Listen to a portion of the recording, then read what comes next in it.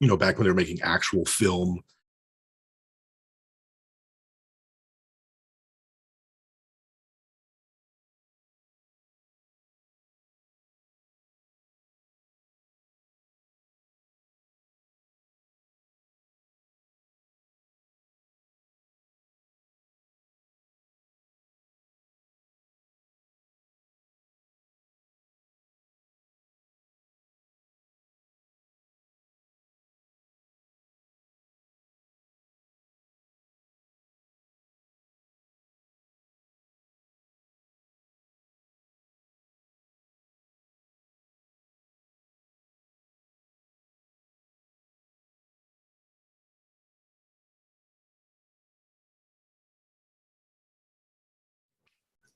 Hello, everybody. Welcome to episode 97, even though the stream says 96, of the Great Pendragon Campaign, year 529. Part 2. We're going to start with the Naval War, as promised. Again, I spent all of my digital marketing and graphics budget on this. Refresh everybody, do Galeholt and the Long Isles, as well as some of the Northern Irish confederacies and kingdoms, and just a general people called the Sea Reavers, have been plundering and pillaging up and down the western coast of Cambria and Cumbria. And I'll just bring us to the game screen real quick to point out if we don't remember what that is. That's why am I using blue on blue? Yellow. Let me bring in. Are we all on the Britain map? Yeah. These coasts. This whole area is getting raided. Okay. And if you recall, warriors of Wessex, Wales, and elsewhere have assembled under Sir Floridus, a new roundtable knight. And with a collection of warships, merchant ships, cogs, and fishing vessels, you all will be tracking down these raiders and trying to find them. So I've been Jim has been also doing this. We've been trying to figure out what a medieval naval battle looks like, and apparently we don't have any account or record of what they are. So don't actually us. If we get this wrong, we also have magic swords in this game. So we do what we can. Okay. Yeah. I like the one where it's like, yeah, we tried to build a ship like this based on this heraldic device, and it can't do what it says they do. Yeah. There's a big gap. Yeah. Turn it into a land battle. It's the closest I can get to.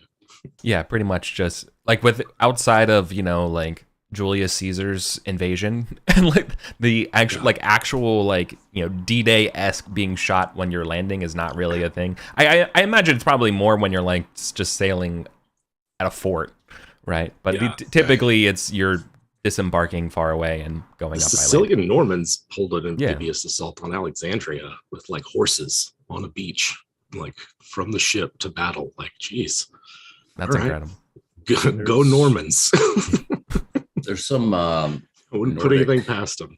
There's some Nordic battle that was at the mouth of a river, and they literally just jammed their ships in there, and it just turned it into Haversford. Tie them together, yeah. Haversford, Sorry, my Dane friends. Yeah, heard is heard. Yeah, that's Swedish, not Danish. Same thing. Okay, yeah, it's fair. It's all Muppet talk to me. So. Oh man. By the way, speaking of Muppets, I still can't get my head away from Master of Muppets, Metallica, that. How does that not exist? Anyways, we're tracking down these raiders, right? So this is not going to look like the over establishing shot is not 84 ships sailing in unison. This is just a hodgepodge fleet, all scattered about as you guys are all just sort of going up and down the coast looking for where things are going. So let's, in order to sort of frame how it's been going so far, could I get a couple tests? Could I get a boating and awareness and battle test?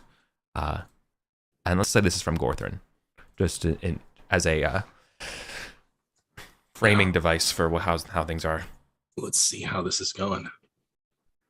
And of course, there'll be glory and stuff, yeah. And again, this sort of represents the tracking them down and the coordinating, and rather than spending 3 sessions on us doing ship battle combat, we're amalgamating it into these montage scenes. All right, so let's see. My boating is more than what I started with. So let's see. There's six in that. Is the King of Wessex's uncle? Osmond? Yeah, Ozamore. Ozamore. Yeah. Is he sailing with me? And could I use his boating? Yeah, that's pretty fair. Yeah, his boating is 19. And guess who spilled his water? Wants to stand by.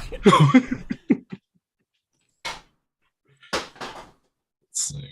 Ozamore. Yeah.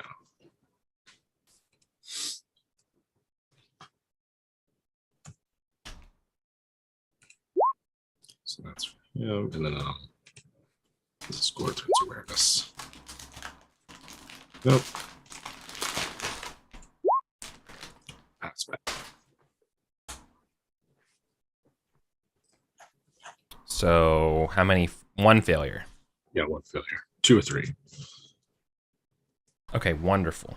Sorry, I'm just no longer going to have a wet keyboard. Okay. Stop.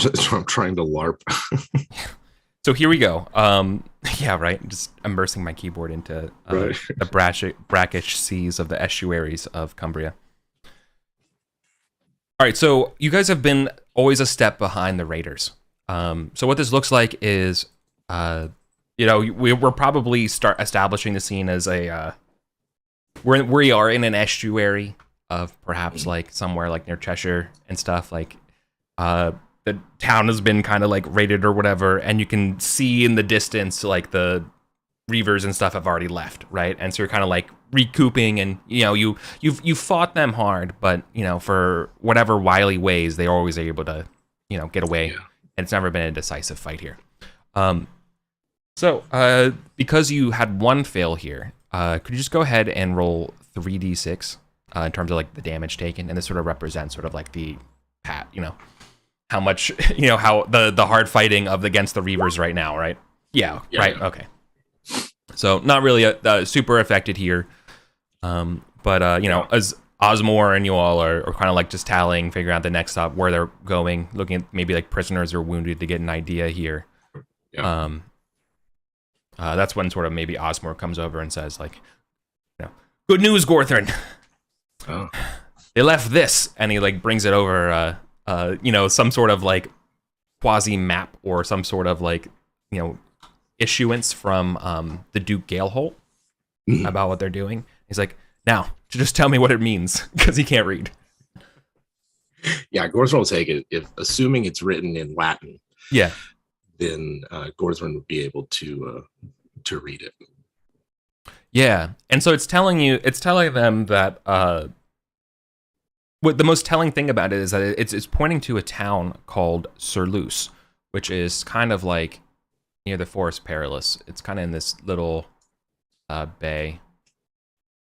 I think it's like around right here in green, and that basically they're saying that this is sort of like their you found sort of maybe where their main like force is, right? So we no longer have to fight these little string of raids. We can have a decisive battle. Is sort of the idea here. Yeah. Okay. Right. Let's do it. Yeah. Let's bottle them up. Yeah. So good news. Give yourself 50 glory for your 2 successes here, so like 25 apiece. Mm-hmm. You missed out on a chance to capture Angus the Sea Wolf, but you're going against the Sea Reavers and the like in the town of Sirloos. Angus the Sea Wolf escapes. Yeah. So we're gonna start on the. We're gonna start with some limited action seen on the ships before we transition to the larger battle when it comes to land. Because you guys have like a larger force, and we can kind of imagine some months go by as you're kind of getting everybody together, being like, good news, this is where we're going. So I think what this kind of looks like is as everybody is again, we're not in open water or anything like that. We're all on the coast and stuff as we're going up, right? The action begins when Osmore calls out for shields.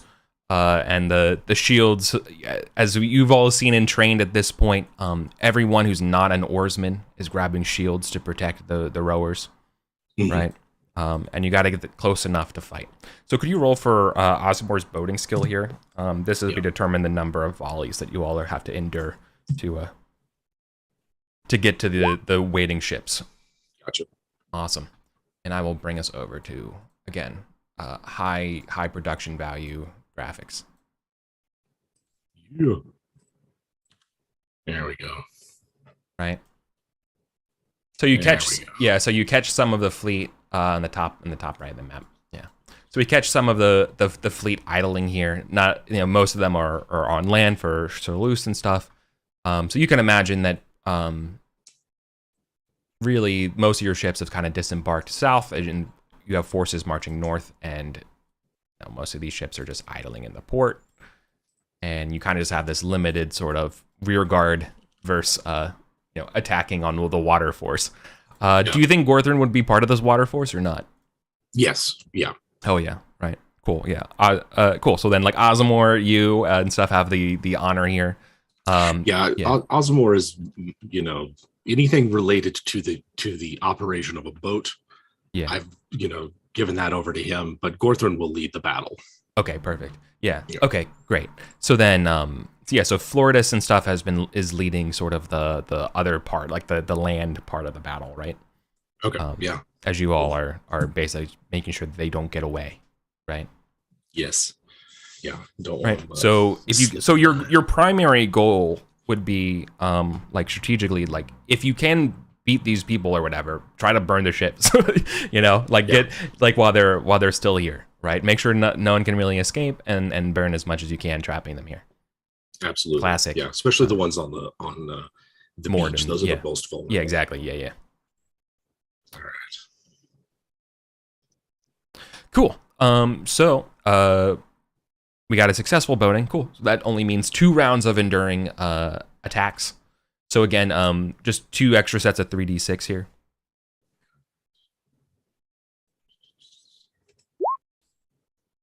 Right, because it's not a question of not getting hit. It's a question of how hard you get hit. Right. And a 6. Right. So your Osmore and the helmsman and stuff are like row, and then you go to row, and like the first whistling of like the arrows and the stones come, and then you try to return your own. The wind is with us. Yeah. And thankfully, just things bouncing off the shields and stuff. Some random Wilhelm scream as the guy falls off the side. But nothing dreadful as we begin the engagement here.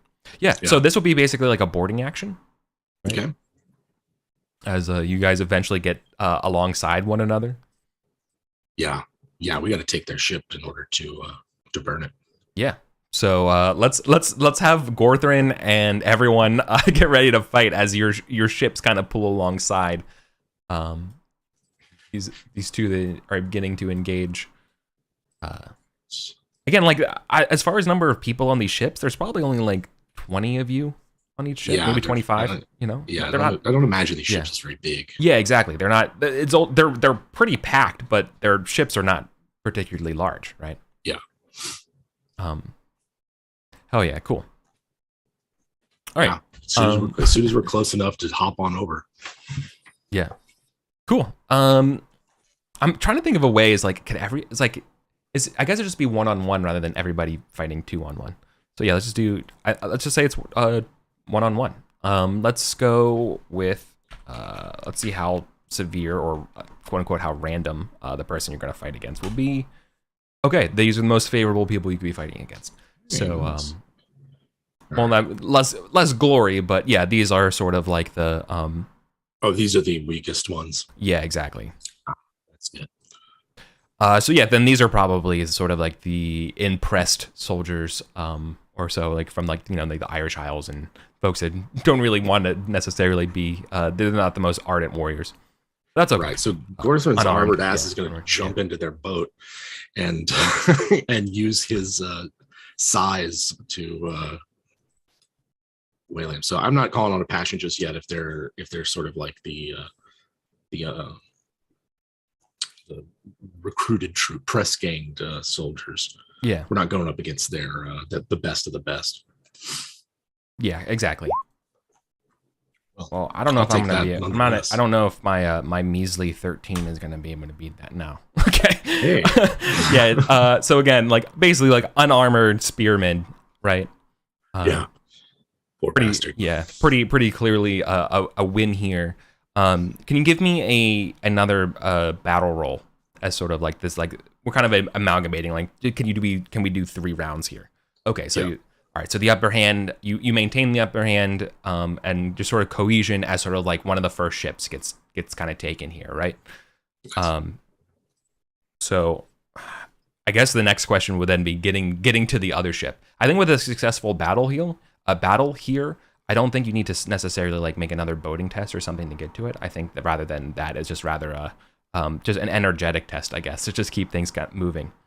Mm. Clap. Very good. Very nice. Good. Very good. All right. And now you're fighting stiffer resistance, but let's just see how worse it will be. Okay, so not the absolute worst, but definitely the true warriors here. All right. There you are. Yeah. Okay. I think I will call on a passion for this. All right. Yeah. My amour does not necessarily make sense for this battle. I think this is more of an honor thing. Yeah.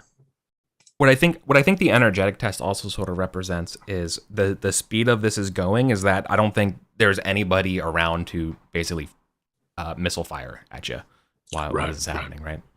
Yeah, we came up on the ones that are trying to get out. Yeah. So let's get them. All right. Yeah. Just gives me a +4. Right. You know, I love that actually. Like, what if the first ship you attacked is sort of like a fleeing ship from like people seeing what's going on, and yeah, they're like, oh, like I'm out, you know, and they're like, there's no glory here. We get to the other one, you know, let's go. Yeah. And like that's right. As more things happen, yeah, for sure. Yeah, we like see the sail of the Sea Wolf on the horizon. Too late to get the prize, and so it's like no one else is getting out. So sick. Yeah. All right. So I think I get +5 because that's not an exalted passion. Okay. So you're gonna have to win that one, but this guy gets a shield. Again, I think these are basically like your Viking or like your Dane long shields, you know, or round shield kind of fight. Yeah. I can see that. Yeah. We're not rolling damage for these. These are just quick rounds. Yeah. So, right, battle. but like you're like these are like actual fighters and stuff that you're going against, but not necessarily like the sworn swords of Angus. Cool. So, yeah. So I think again, Angus is going to escape to sea here, but you know, the rest of the land is certainly not, right? Cool. So, you know, like you're able to dispatch the meager forces and those fleeing the battle, and you hear the Sirloos church bells ringing as like the rest of the battle's kind of taking place, right? And your job is to go kind of like burn the ships and prevent anybody else from fleeing. So to keep things kind of moving and going around here, I'm gonna take a chance to this be a good cut point to Colin and Acewin and Anglia. Cool. All right. So if you recall last session as well, the Anglian rebellion is happening. So on the east side of Britain, the unhappy people have been bringing out weapons and attacking just a general uprising against their lords of their manors, and no one really knows why. So you've been kind of called in to help the Duke here to summarize, and he's basically, you know, doing the thing of like, I don't know why they don't love me. His name's Hervis, by the way. It's a very deeply unlovable name. True. They're just always and forever ungrateful, blah, blah, blah. So part of this will be making friends and influencing the nobles, hearing the plights of the commoners as well, and mediating, because you're doing a counterinsurgency. It's not necessarily a standing battle, right? Mm-hmm. So yeah. So could you do me a favor here? Can you? I want to start with the softer skills side of things here, right? So I want you to be treating with sort of these lords and getting an idea of like what the hell's going on over here. So could I get, just like it would like a battle roll, like sort of the montage of like, this is again, like you all traveling, meeting the different lords of over here. Can I get a temperate, merciful, and trusting triple? Okay. Temperate. Success. Merciful. Success and trusting. Oh my God, this rebellion doesn't have a chance. Awesome. So, yeah, so yours kind of, oh my God, this is so cool. All right, so like basically like deputized by Arthur. You and you probably have a force at your disposal of some set of knights. Probably not like hundreds that, for example, is happening up north here, but you got a decent, maybe like a handful of Vavasors 50, with their 50, 100 retinues. Yeah, exactly. So here's what you're finding out, right? So everyone's so thankful that Arthur's finally like taking this seriously. Besides, I wish the Duke would take it more seriously. You see, the Duke's not very liked. Some of the things over here that's going on is some sort of sorcery is taking hold of the Anglians, and that they're doing this against their will. Now, when people were saying that they're ungrateful, they don't know why they're doing this, they were being truthful with you. And while there are grievances about sort of the taxing and cruelty of the lords, something is manipulating them. Spellcrafts. Magic is striking the spark, but there needs to be wood to burn. Exactly. Now, with all of this success, it's sort of representing a month's worth of work here. So like definitely give yourself 100 glory. So basically 25 and then an extra 25 for getting all of them right. And this sort of like is representing you. I know it's like just, hey, 3 rolls or whatever, but like this is like a concerted effort of you kind of helping out everybody here in a very diplomatic way. Coalition building. So I guess because you're in such a good controlled position here that like I will let you figure out the approach that you want to do to handle the populace, and you probably like start off from a strong position that could be successful, right? Yeah. So there's no like general like unified person like behind this besides, for example, whoever this like witch or sorceress or sorcerer is, right? So that's the person you have, like maybe you have to find. But in general, I would allow like the ability for you to squash them with like a simple sort of like battle type maneuver to basically just suppress the resistance and restore order. But I'd also allow some sort of like mediation or some sort of like figure out maybe there's some sort of way to counteract this magic, and follow something like that.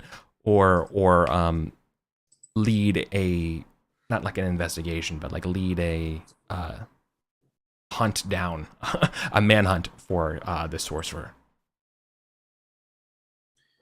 Yeah. You want to handle this on a big scale or a small scale, or? I think the large scale thing is kind of like Fabian non-engagement. That's like the broad strategy that Acewin suggests is like any rebellion relies on, in part, the kind of like emotional inertia of it. And you need some kind of victories, symbolic or otherwise. So just don't engage. Like when there's an uprising, don't try and squash it. Let it burn itself out. right? And while that's happening, Acewin is gonna sort of take the warband to find the sorcerer, as the larger strategy is delay, don't engage, like contain, keep separate, but don't strike. Okay. Yeah. Okay. Cool. So telling people to deliberately avoid fighting. Yep. What kind of skill would it be? Do you want to test your abilities of courtesy or oration to like encourage this, or is this like a hard battle skill instead? Right. Because basically your Sun Tzuing saying don't fight, right? Using the battle skill to not fight. I think this is battle because this isn't convincing them not to fight. This is like the Fabian non-engagement. You don't not show up. You just don't fight, right? And that, I think, takes just some military logistics, if nothing else, more so than it takes or the rhetorical skill to get people to do that. Okay. I believe you. I never heard Fabian tactics, so maybe I got to turn in my military grognard bag. He's the Roman guy who fended off Hannibal for like a decade. Oh. Yep. He literally the Fabian tactic, the Fabian non-engagement strategy was this consul Fabian would literally march his army up until Hannibal had to deploy his army, and as soon as Hannibal deployed his army, he'd pack up and leave. Yeah. Oh, so Just like he would wear 'em feign out. battles all the time. Yeah. Nice. Yeah. And the strategy required him to always be ready to fight, but never fight. And that's the Fabian non-engagement strategy. Got to it. control his movement without actually fighting him.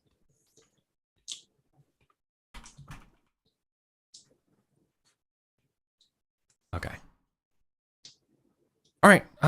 And successful battle. Perfect. Okay. So there's no undue battle. Everyone is like, "You're sure we don't want to surprise? Just fight these guys?" And they trust you. All right. we'll give your chance. We'll give your strategy a chance. Yep. All we're doing is distracting the snake while we find the snake charmer. That's what we're doing. Okay. Well, it's holding, so we have to find the snake charmer. All right. What would be your approach to be tracking down this magician? To look for the place with the worst reason to rebel, and therefore the highest necessary magical involvement to rebel. Right? They're the starving manors. Doesn't take much to push them over, if any magic at all. It's the places that it's like, what you guys are rebelling? Like, you have no reason to.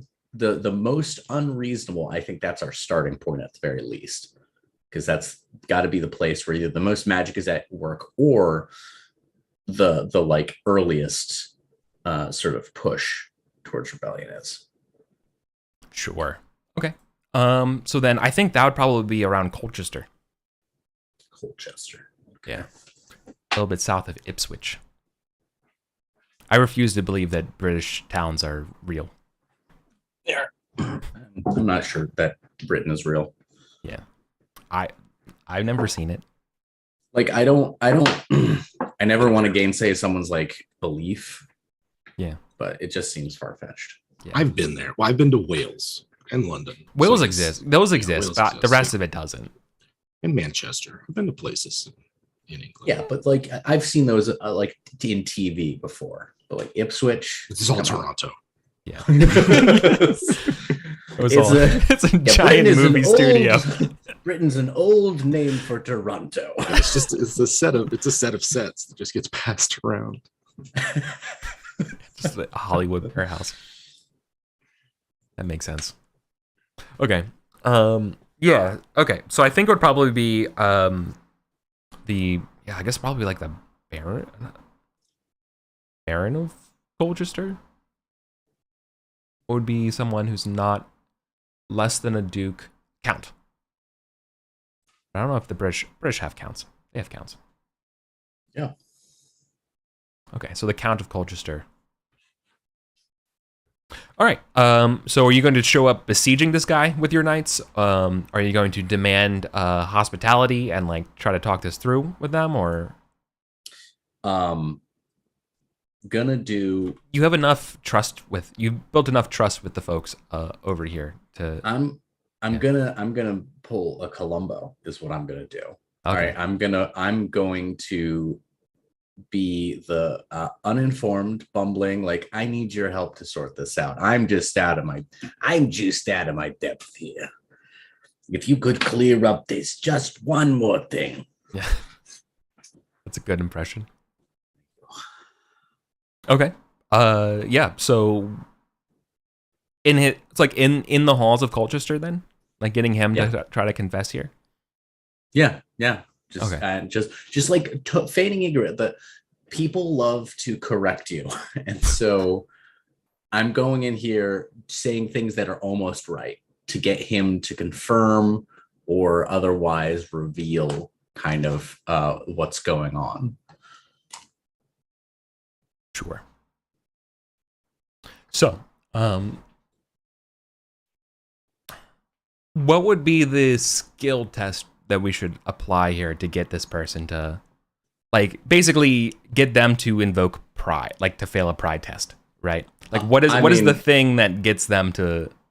It's gotta be intrigue, right? Like, yeah. I'm play acting the dumb old hick knight who's just like, Arthur's put me in charge of this. Like, I'm used to dealing with who stole the rabbit hutch with my people down on the Bourne, us yokels. You over here. And the craziest thing I had to deal with was apiaries and my bees going missing and me getting a bunch of mead one year. Yeah, bees. I didn't even solve that one. No idea where those bees ended up going. So if you could help me out with this, that'd be great. All right. Yeah. All right. So give me an intrigue test here to see how this goes. Nice. Hey, that's still a success. That's the perfect amount of bumbling, I think, to play act. Yeah. Perfect. Right. So I think no, you have, like, I'm trying to figure out how I can make this as dramatic as the Columbo episode. Besides, like, you have it all wrong. You see, it's the Duke that is the wrong one here, and then he's always been he was undeservedly appointed after the abdicate. What would be the term when you flee? Abdicate? Yeah. Because what's his name? The son of Ulfius at the time, left with Morgan, right? Mm. And so this is like the person who went in after, and so like Hervis, yeah. So I guess this guy's I have to give him a name, so I stop saying this guy. Give me a name. Yeah, Wayne. Perfect. We get that classic moment. Yeah, where walking around the dinner table. Yeah, Acewin's like, the back when Ulfius' son was kidnapped by Morgan, they're like, no, they abdicated with Morgan. They left us all behind. Yeah. You have it wrong. Yeah. He chose her, right? Leaving us with Hervis. That ungrateful, corpulent, arrogant person, and it should, and then he's like, and the part's like, it should be mine, kind of thing, right? Like, and so it turns out that it's got to be Uwain, the Count of Colchester, is the one behind the rebellion. Huzzah! I will know how you deal with this, the roof over your head. You can't handle the roof. In this world, we need walls. Walls to protect us from the Saxons. Yeah. You need me on that wall. Yeah, okay. So, quick question for then. Do you leave it to Arthur to dispense justice, or do you dispense justice on Arthur's behalf here? I dispense justice. If I've been appointed to come here, then I am the executor of the king's justice, and I will not hesitate to do that. Awesome. Well, clearly this is a traitor, somebody who is revoked or like the loyalty of their lord, right? Who's conspired against his lord, right? A lord appointed, or at least, appointed by Arthur. Like Arthur has blessed him being the duke, right? He's been coronated at some, if I was a smarter GM, I would have foreshadowed this like a couple of years ago or whatever, but whatever. So my question to you then is, what do you think is the right thing to do here? What is the just thing? So to clarify, has this lord been ensorcelled, or is this someone in cahoots? He's in cahoots. Basically, him and his wife are the both kind of the sorcerer. They've dabbled in the magics found from Morgan and manipulate and it has manipulated them to this part. But obviously, it's fueled their own ambitions, right? Again, it's not just. So regardless, the wife is going to a nunnery. Right. She's going to live out the rest of her days in a convent. He is going to get the option to confess and repent, and if he does so, then he will get an honorable execution. Otherwise, he will be hung like a bandit. Well, then he's definitely going to. He's gonna have to look at his kids and confess and repent, so they can remember him fondly. Mm-hmm. And in which case, he'll get the full honors and dignities afforded his station and as a child of God, and then he'll get executed. Then he gets beheaded. But yeah, I think there is a tender moment to be had between him and his kids, being like, I'm so sorry, all the pain and causing, suffering I've caused you, and you're going to be so strong, and blah blah blah, Mm-hmm. And he's going to absolutely confess his ambition as conspiring against his lord. Yep. And then Aeswin's going to, on returning to Camelot, have a recommendation. Need to do something about Hervis. Yeah. Check and check just. Yeah. Like there's in no public way is Aeswin going to sort of legitimize the rebellion, but in private, Aeswin's absolutely going to be like, Arthur, this didn't start with just a spell.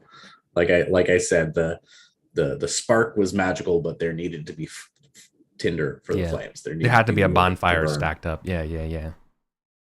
The problem is bigger. Yeah, exactly. Cool. All right. Let's cut back to the battle, right, of Sirloos. Yep. All right. So where we're gonna start here is you reconvene with Sir Floridus and the rest of the troops inside Sirloos, as the city is rather caught with meager resistance. For the number of people, there was not a great engagement. And so as the townsfolk and all are coming out, so a cry or two begins to pour out from some of the side streets. Oh. As raiders appear from beneath the city, and with you all here, like kind of disarmed or so, when we're having a surprise attack. So basically, they kind of waited for you to come into the walls of the city here, and while you're crowded with the people of Sirloos, to reveal where they are, where the actual forces are, and hiding and strike at you. So we were like going in through the town, trying Yeah. to secure it, looking for where they're at, sort of scattered throughout this little settlement here. but they Exactly. attacked. Exactly. Okay. And so while Floridus and y'all's forces have been kind of like dispersed around, being like, where are these raiders? Like, we've hardly had to fight anybody. They were beneath your feet the whole time. All right. All right. So arrows are loosed. Again, another Wilhelm scream or two. Let's do this. Yeah. This As is- the honorless Reavers are here to fight. Bastards. Yeah. All So right. of course not on your horses. This is all on Yeah. foot. We're all on foot. Yeah. Yeah. We've got, this is why I wanted that, the people that made it through that sea raid last year with us, because it's like they've been in the shit. Yeah. They went to the Crucible. Yeah. Yeah. Cool. All right. So I need an awareness test instead of battle, Okay. Let's see how this goes. rather than it being a proper battle. Yeah. So this is your ability to figure out where like the closest group is probably coming from, right? And how to Right. organize around that. Mhm. Lovely. Okay. So then the next thing to do here is probably let's go valor, sword, and awareness as the sort of the combo for like this fight. Okay. So a second awareness. Yeah. All right. So here goes valor, sword. We'll see how awareness goes. And Ooh, Col- no such look for awareness. Colin and you, Jim, for every success that you've rolled so far this game, make sure you're checking these as well for the end of the session. Okay. Yeah. All right. So I got another 2 out of 3 for that one. Awesome. Okay. So then we're gonna do a quick battle for you. Just as let's have you fight down a couple guys. Let's do Okay. it. All right. Let's do Yeah. So this would be like one let's give you a cool raider. Let me look at some of the Saxons here, right? Yeah, they're like, these are proper drilled soldiers. Cool. So they're gonna be worth 25 Gloria pop, but you're gonna be fighting. Well, I'll give you the option because you no, with a failed awareness, I'll say you're gonna let's do 1 round, but you're fighting against 2. That's good. Yeah. Okay. All right. All right. Definitely calling on. Yeah. I'm definitely calling on my passion Right. queen for this one. Yeah. So actually, this would be a great, perfect framing device of the scene, right? Down one of the side streets of Sirloos, right? You can see that there's like 2 guardsmen here, and there's like probably some like either like a nun or someone like that is like kind of like trapped in the street, like don't know where to go, and they're like trying to get to a side of the street, and like you like barrel ahead to protect her, and take on these 2 guards when you should probably and so that's where we're at in this scene. Okay. Yeah. Yeah. Let's do it. Okay, great. All right, so these 2 guardsmen. Oh, perfect. Yeah, right. So Yeah, like this is a chivalrous moment. yeah, exactly. Like the lady in trouble makes you think of Queen Guinevere, and you exactly, and you charge out to protect them. They're already laying an ambush and deceiving us. How low could they get? Right. Yeah. How low could they get? All right. You're Yeah. perfect. Okay, cool. 2 of them. Um, All right. So are they both approaching at once? Is one holding back? Are they? I'm kind No, of curious, they're- how. yeah. I'm trying to imagine the situation. Like sure. there's none between me and them. It's basic. They're basically like the way as narrow as these streets are. It's basically like 2 or 3 people wide, right? So like Right, they're kind of just like barreling down at you. Each of them with great hefty spears. Okay. All right. Well, then I will. Yeah. Let's see. I'm going to split my attacks. Get 35. Well, no, wait. Remember, we add the bonus after we split. That's what happens every time. All right. So I'm going to go 15-10 as my split. Okay. So first one, both of these are at 18. So Okay. First one coming at you. Yep. First one. Well, you're gonna beat me there. And second attack, 10. Second attack is minus. Okay, so second would be 3. All right. Let's look at my shield. You do. Here's the first damage. Oof. Ooh, Come on. okay. That's the lowest damage Man, roll that I've is ever seen you. low. Wow. That is the lowest I've ever seen you roll. I know, right? It's a 1 and 3 2s. Yeah. Jeez. Well, a guy hits you for 21 points of damage. Okay. Which It was 3 past. yeah, and you need to make a dexterity test. For I think the 21 damage is probably bigger than your dex. oh yeah, 20. Yeah, my knockdown is 19. Oof. Ooh, That's a fumble on that. So Yeah. these muddy streets. Exactly. Okay. All right. Okay. All right. So you're able to protect the lady, but yeah, I think you get hits. It's probably not like an actual like grievous wound or anything like that. It's just like Yeah. Knocks me off. It's Knocks more me off balance. yeah, exactly, more just like the brace of like you brace it off your shield. It goes a little weird and you slip in the mud, and down you go, and you still got both these guys in front of you, which is probably why you did such meager damage as well, right? Yeah, like for sure. one comes down with a spear, you slash at them, they have to stop and protect, but yeah, now you're on the ground, they're above you. The shit. Yeah. As far as you know, no one else is around. Like it's pretty much like you against these two.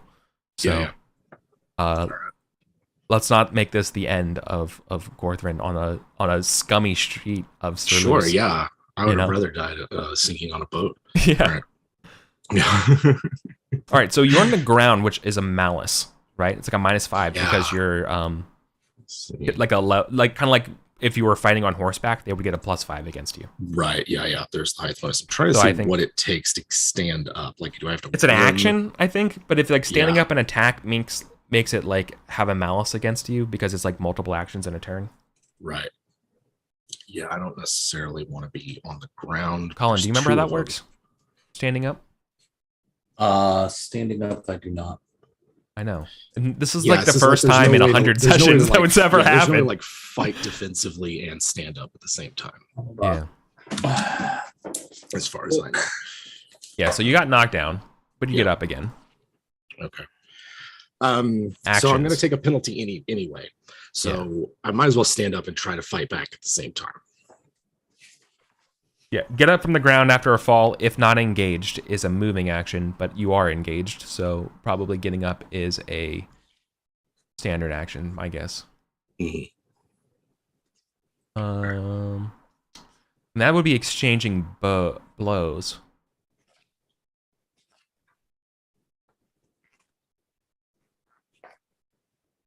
Yeah, if you want to do both, probably something like I'll give you a -5 penalty to it. Okay. Right. So here's what I want to do then for this round, because I want to get up and yet still sort of fend them off. I'd like to fight defensively while standing up. That would give me a bonus of +20 from to fight defensively and impassioned. Okay. Bumps down to +15.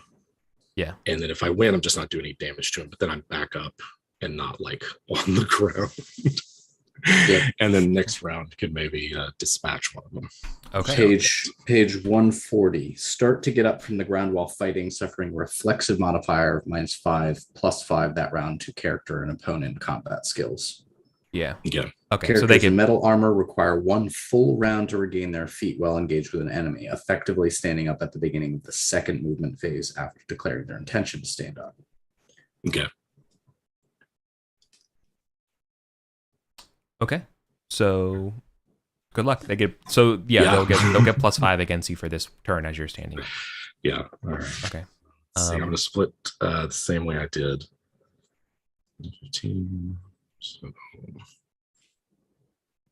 here's the first one. That beats me. So no damage there, and then the second one beats you there. Okay. Yeah. All right. We get 19. 19. Which I think is enough to trigger another dex test. It might, yeah, it has to meet or exceed my knockdown. Yeah. There you we go. Okay. There we go. Not again. You find your feet find Not purchase. again. Back to the wall. Yeah. Honestly, I kind of like imagine that you're like against like a door or something like that as they're coming at you. Yeah. At this point, bracing myself anywhere to keep from slipping. Yeah. All right. Let's hold them off for the second round. You hard enough, long enough for one round. Try to come on, dispatch these cretins. Yeah. All right. Now we're back on even footing. Yeah. Right.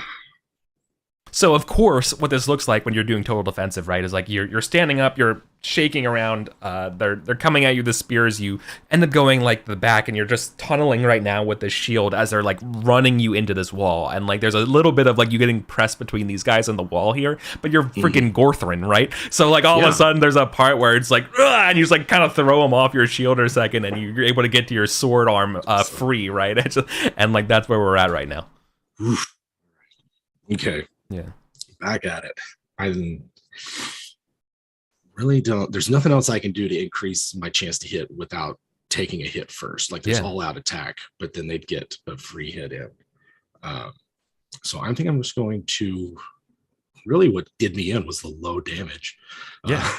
So I'm going to go at it, split my attacks again, 15-10, and then I don't have the bonus from fighting, but then they don't have the bonus because they're standing over me. Yeah. So we'll get back to it. All right. Well, I'm rolling low, so okay, there's one. All right. One of them's probably okay. Another one's probably dead. That's a 5 and a 6 for me. Okay. All right, there you go. Yeah. All right. The music swells positively for you here. Bro, yeah, okay. They're fucking 43 There's damage. The first one. Yeah, okay. 23 for the second. I mean, that's at least enough to make a dex test here. All right, they stand, but they're certainly not doing good. Well, now it's 1-on-1. Yeah. All right.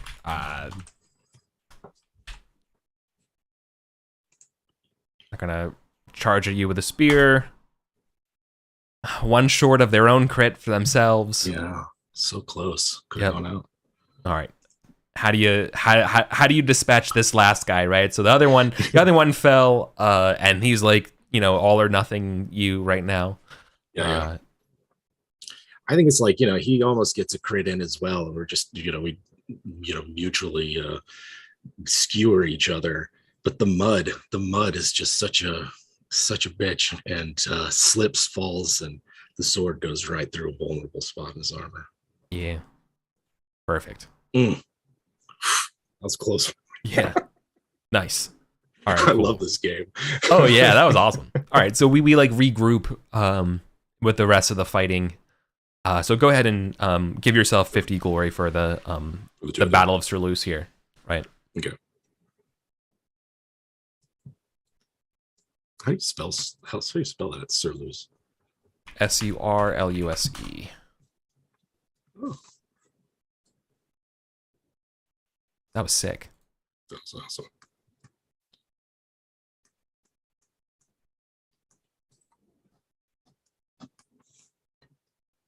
Yeah, I was hoping if he was going to die today, it would be as his boat sank, like a real hero. No, but I think as sort of like this is closing out, what the scene that I would like to point out here is that there is a knight that is sort of distinguishing themselves here in this fighting, without any heraldry, just wearing black. Kind of like the what was the name of the Born? The Knight of the Born. What do we call the ghost? Knight of Blackwater. Knight of Blackwaters. Yeah, the Knight of Blackwaters, right? Yeah, that's Acewin's. Yeah, but it's not them, right? But right. In a similar style of a anonymous knight doing incredible deeds is what I'm pointing at, right? Gotcha. All right. On our side? Yeah. Like, you're like going down a road, like, you're getting ready like to rally with Sir Floridas is no slouch himself, right?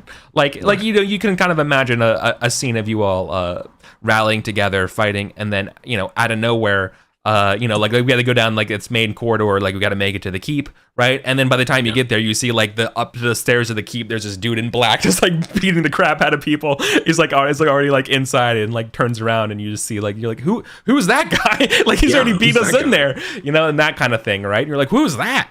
Where like you were catch up with that guy. Yeah, and so you do like you rush to go catch up with this guy, but that's right.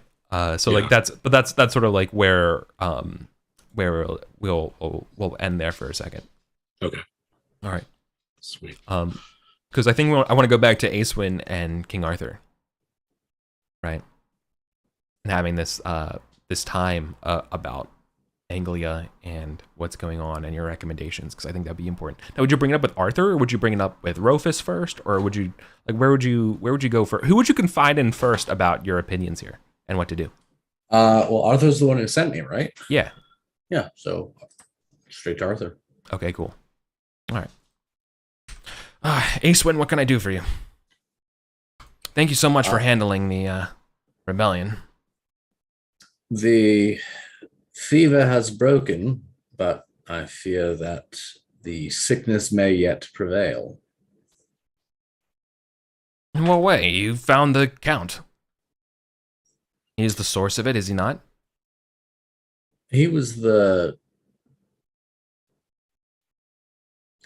one who did the rebellion. He's not the source of the rebellion. The source of the rebellion is Hervis. You're talking like Merlin. What is the source?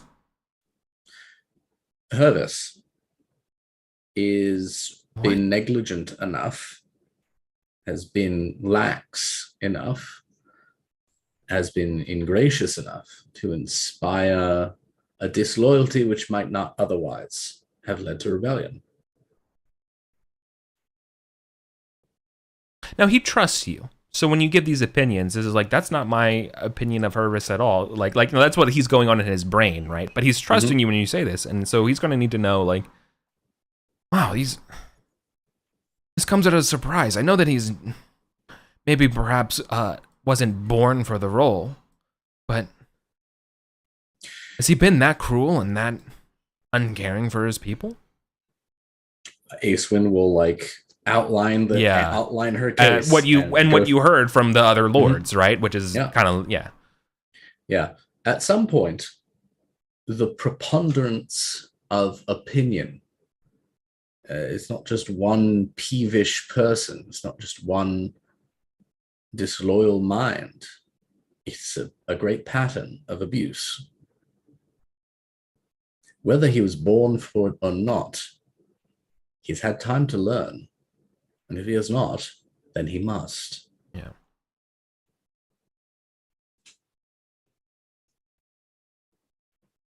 So here's something that I wanted to play into, and I want to see what maybe you would like to do about this.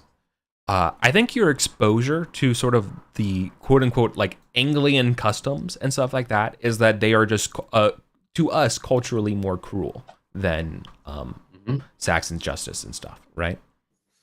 Now, would you recommend them they have to change sort of like their quote unquote older ways, right? There's a apocryphal quote about this British governor in India who was supporting a law against sati, I think is the tradition of when the widow would throw herself on the husband's funeral pyre. But culturally, sometimes the widow didn't want to do that, and so the family would make sure that she did. And so they made it just illegal to do that at all. His quote is, I hear in that there is a custom of men throwing unwilling women on funeral pyres. And under me, I have the custom of hanging from the neck until dead those who do such a thing. Let us each act according to our custom. And I think that's Aeswin's attitude. It's like, yeah, their custom might be cruelty. My custom is to hang the cruel. Let's both be customary then. Let's see which one wins. Sure. Right. And I think what this comes from is sort of like, I mean, hopefully this doesn't come off as super racist or anything. I don't know, but like it comes from like this was like the Saxon place and like dealing with fighting the Saxons and preventing all that stuff. So that there's some sort of like that sort of bad blood has created a sort of more crueler world on that side of the fence. Just more toxic cultural norms were permitted for so long, and so that maybe that even for what the Duke sees is normal for Arthur and everyone's like, well, yeah, we kind of let this linger too long. So the idea is like, no, we're going to reform Anglia to show them a better way. Yep. Hell yeah. Cool. So are you recommending replacing the Duke? Purvis? Like as an action? Yeah. And there's a reason this is all being done sort of in the privacy of private council of Arthur. the king. Yeah. We don't need to replace Hervis, but Hervis needs to know about the stick, right? Yeah. We'll offer him the carrot, but he has to know about the stick, and that stick is being replaced or the like. Yeah. We'll talk about this in Easter. Yeah.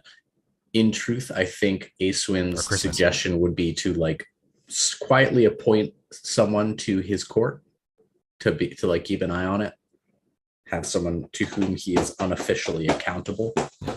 Would you recommend Arthur appoint someone, or would you have someone in mind?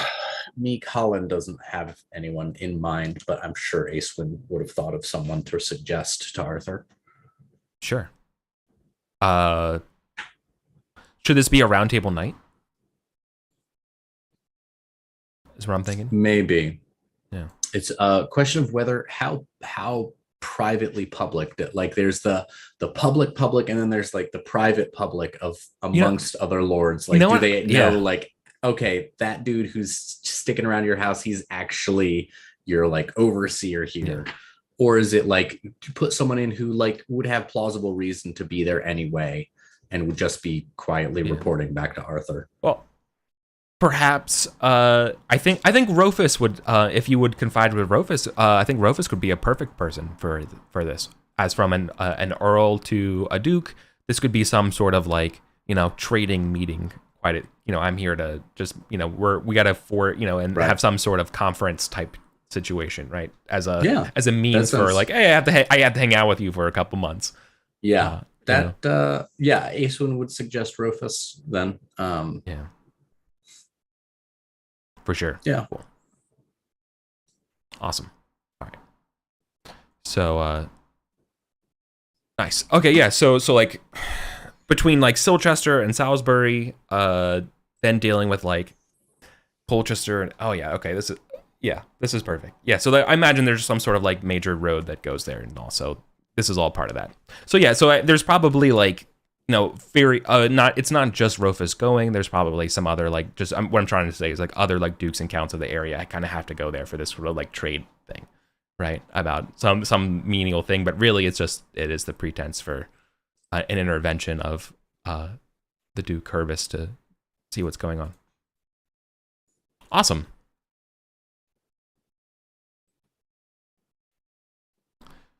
Okay. So I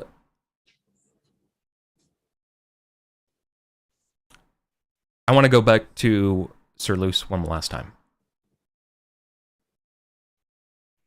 And the person storming the gates that you run into and see, is none other than Sir Lancelot. Mm-hmm. What's he up to? He has single-handedly convinced the Duke to stop his ambitions and war, basically. That's what he's done. I mean, like, maybe not single-handedly. You all had a big part to play here with the marshals and the fighting and troops here. But as this is sort of like the seat of Duke Galeholt, or like where he was, he is so impressed that Sir Lancelot has made it to him first, and Sir Lancelot and Duke Geralt have kind of like agreed that Sir Lancelot's going to represent the Duke to Arthur, and they come up with sort of like a mutual peace thing, right? Where maybe the Duke and like basically the Duke, he'll probably like tell it to like the rest of you all, right? As like he comes together, and so let's just, rather than me like describe this, let's just play it out a little bit, right? Yeah. So Lancelot, of course, in that kind of like chipper way of him, is like, as like the fighting has sort of subsided and stuff, and technically like Geralt has kind of lost per se, but he's definitely not his captive, right? Like, and Lancelot's not treating him like a captive. Okay. Right. How long was he in that tower? Probably like a couple hours. Okay. Right. This boy, as like Geralt like slaps Lancelot. Maybe I don't see eye to eye with the king. I do see eye to eye with this man's valor. That I can respect, and the king's mutual respect of someone who would serve. Because if this man is willing to serve that king, there's no reason why I shouldn't.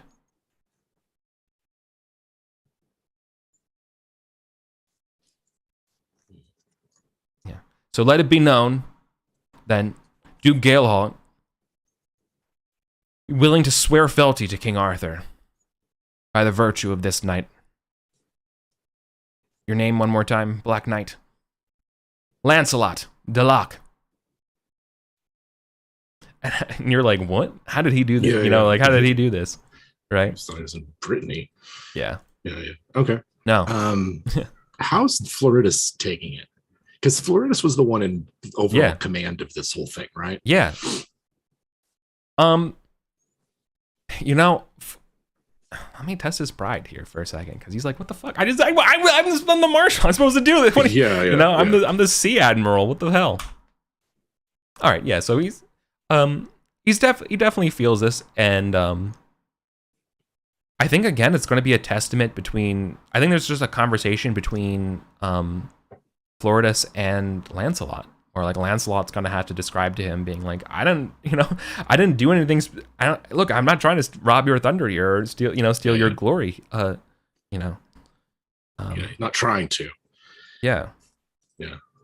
But no, I think Floridus is going to walk away bitter spirited about this and being like, that's not fair. I didn't even know who this knight was, and he gets all this glory. And if anything, I think this would be an interesting moment for Gorthrin, where Gorthrin, I think you probably... I would like to know who you agree with more, but hopefully I'm portraying it where so far as I think Floridus is being the unreasonable one. Yeah, Sir Lancelot didn't, I believe him. He didn't do it on purpose. He's just being himself. And I think really the thing that Sir Lancelot, Gorthrin would want to tell him is just, yeah, you're being yourself. That's fine. But you just being you is going to upset people.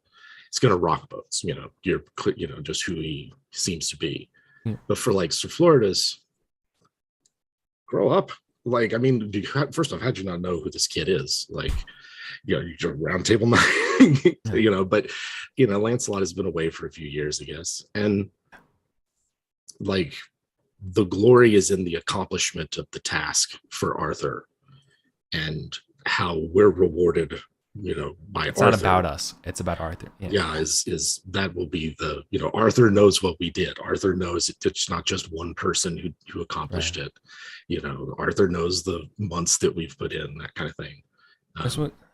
So he's relying on his trust of their mutual liege lord. Well, I would love this then, because like I love that you're confiding to Floridus about this, because this is like a time when you actually like superhero to superhero, like you're kind of having this conversation, being like, it's about Arthur. He's like, man, I know. And can you actually test loyalty here it's about Arthur? It's not like you're calling on a passion here. It's just like your describing of this passion. It comes across. Exactly. Right. Yeah.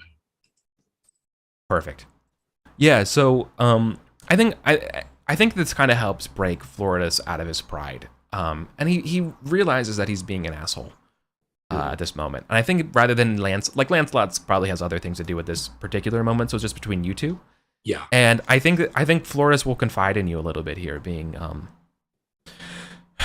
Gorthrin, it's easy for you to say. You're the one who slew a giant. You're the one who was at Baden Hill that everyone keeps talking about. Yes. How am I supposed to make a name for myself? This was supposed to be my glory, my ability to distinguish him, and I'm surrounded by the greatest knights of the realm. Yes. I can't help but feel that I don't belong around you. I haven't proved myself or earned my seat at that round table. So you do not think then that the king's judgment for placing you, rewarding you for your accomplishments was wise? No, believe me, I think it was wise, and after how I fought in Francia, absolutely, but I wanted this glory. I wanted to prove to Arthur that he didn't make a mistake. And how can I prove myself when I'm in the shadow of someone like Lancelot? I mean, all credit to him. Look at how he fights. I can't fight 6 men. No, nor I. Nearly 2 of them did me in the muddy street. This kid's half our age, twice as good. Yes. What am I supposed to do? I'm just a fucking. In the shade. I was here as a I came over here as a kid. I've been in this place. I don't think Lancelot's ever seen this town before. No. You know, how am I? We're on the edge of the forest, perilous, right? Yeah, exactly. Look at yonder forest. Yeah. The tallest trees provide so much shade. The ones underneath can't get any sun, and yet there are plants underneath, flourishing, vital, necessary. That this boy overshadows us in his accomplishments. Yeah.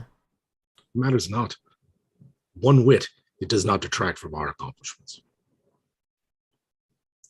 Flourish in the shade. Admire the example he sets.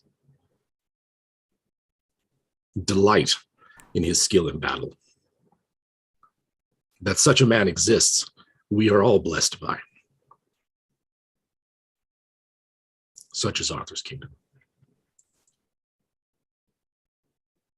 That's just what Arthur sees. No, that's like, this kid's no. I'm happy. Yeah, absolutely, man. No, I'm glad. I'm stunned in silence because I feel like that's the great. It's like it's the best conciliatory thing you can say to the guy.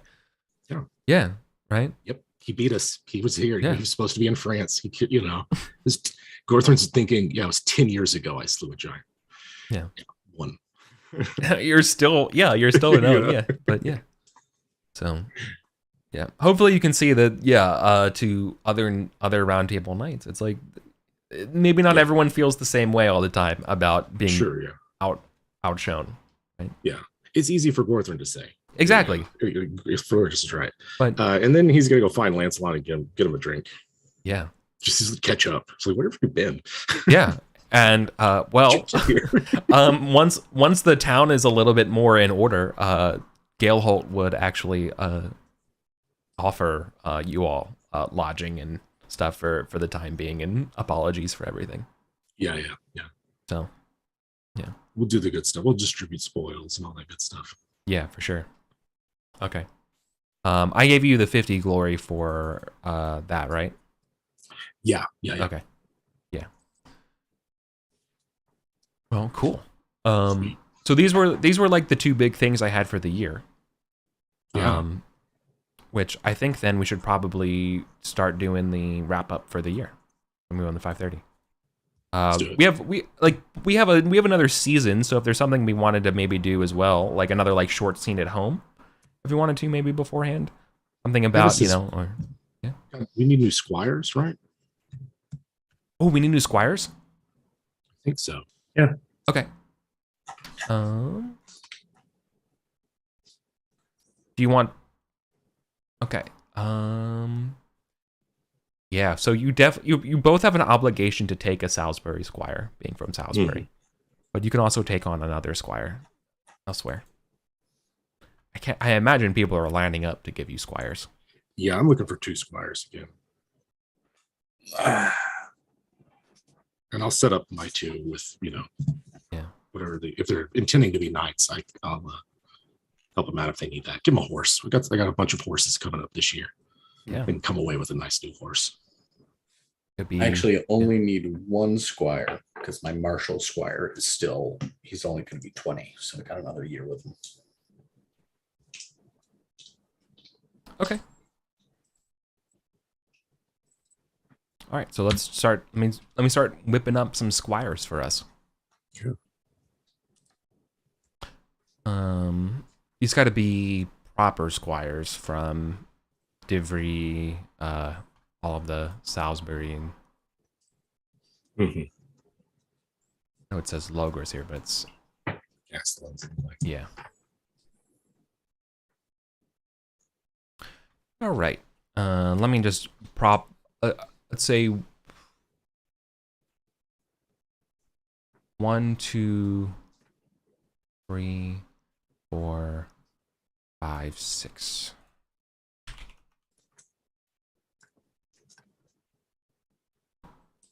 All right, so this is the first one is Ebel.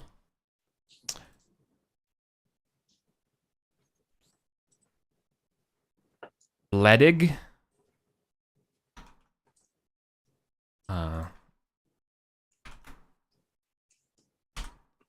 Ledig of Ebel is the first one. Courteous but vain. The next one would be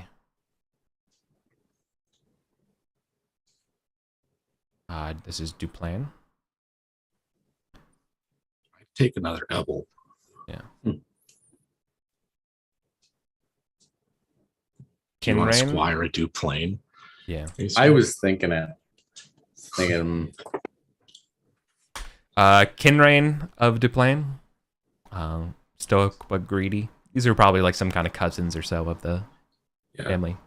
I like the idea of taking another Ebel because my current squire is Caradig of Ebel, and so I sort of like, I'll just squire the whole generation of people from Ebel so that they remember Gorthrin fondly. Yeah. All right, it's Devies.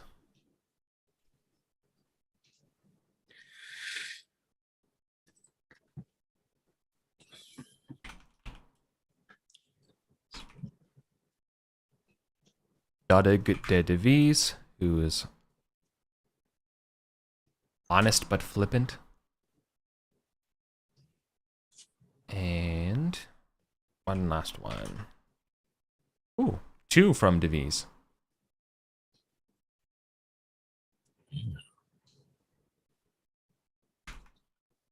Ledry de Devies, who is disciplined but deceitful. What are you thinking, Colin? I am kind of thinking Duplain. Yeah. I mean, yeah, it's hard to pass that up. Stoic but greedy. I mean, ideally, this is simultaneously an opportunity to get some inside knowledge of what's going on there, as well as kind of not heal the wound, because like I don't know that there's actually a rivalry. It's just Blaine's a dick. Pretty true. Yeah. Yeah, I think I'm gonna go with Kinran. Yeah. Yeah, because this is the Duplain that has been feeling slighted that they're the manor isn't doing as well, right? Yeah. Even though it's along the road to Camelot. Yeah.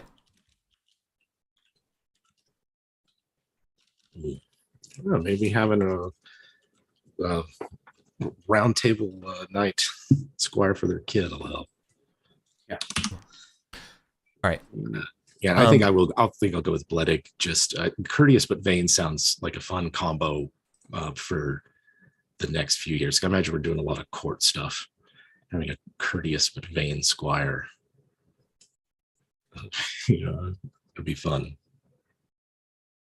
I wonder how vain they're going to be when they're covered in sea spray and mud. And then I'd like a second squire from Wessex. Anybody that Godwin or Osmer would recommend. Ooh. Yeah, let me figure out who they recommend. Gweneby. They are ooh, okay.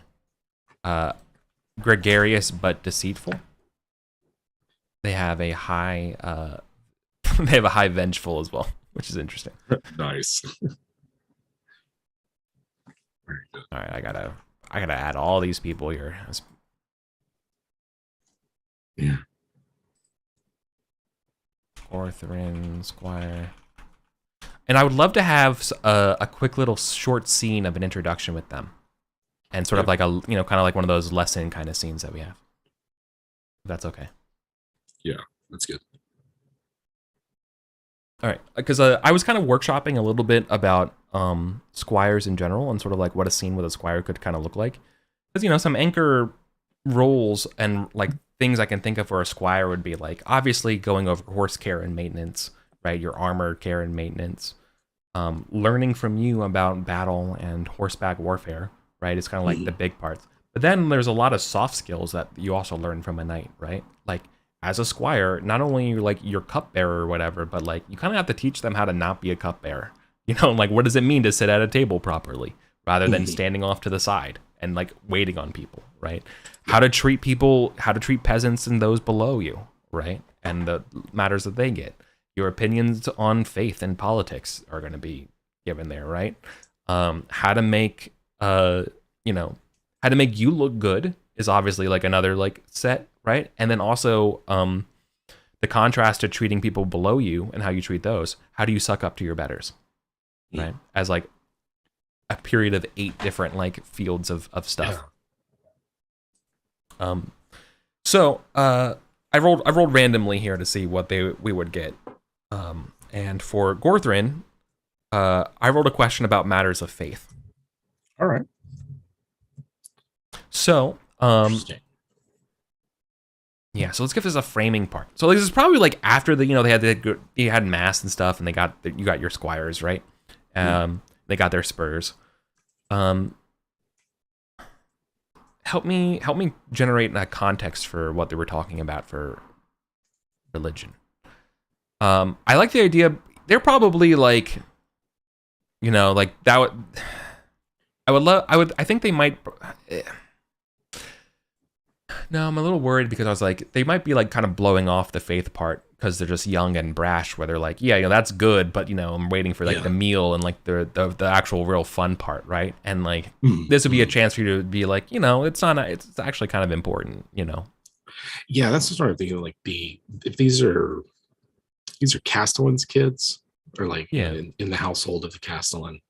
Yeah. So I could see like some of this is like, they've come up in some of this exposure already just from like living in the household and dealing with like traveling to Sarum and stuff and just being close to the orbit of the Earl. Ooh, so you can see some more of like not taking it seriously. And Gorthrin felt similarly. He didn't take the spiritual stuff that seriously when he was younger either. Yeah. And I think he's going to approach it from a perspective of like, this is good to take seriously because it is part of your armor. It's part of your discipline. This will instill a sense of who you are and purpose. And when you're faced with all kinds of supernatural terrors, this is your anchor. This is what keeps you focused on what's real and what matters.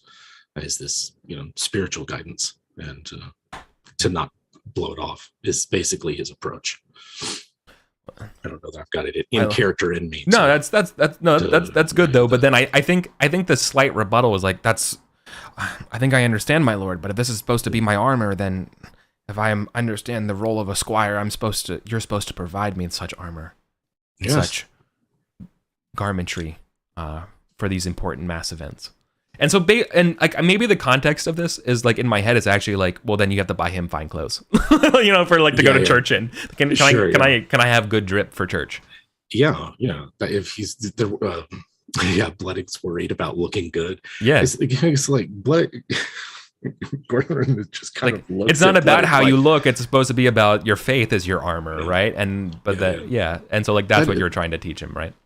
That is until he puts it that way, in which case Gorthron Yeah. has always made the argument that how you look should reflect your like inner beauty reflects outer beauty kind of thing. Like that's why he spends so much money on his clothes. Yeah. And so it's like if that's what this is about, Yeah. then it's like Bledig, you'll be arrayed in the finest attire that I can afford to dress you in.